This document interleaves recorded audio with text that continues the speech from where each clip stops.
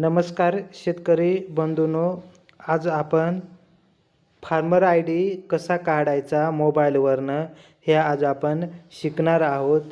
तर पहिला आपण मोबाईलच्या क्रोमवरती जायचं। क्रोमवरती गेल्यानंतर इथं काय टाईप करायचं, फार्मर आय डी महाराष्ट्र।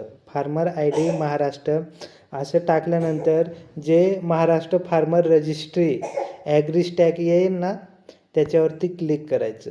त्याच्यावरती क्लिक केल्यानंतर वरती बघा आपल्याला इथं चेक इनरोल स्टेटस दिसतंय, त्याच्यावरती क्लिक करायचं। त्याच्यावरती क्लिक केल्यानंतर इथं आधार कार्ड नंबर विचारतंय, इथं आपण आधार कार्ड नंबर टाकायचा।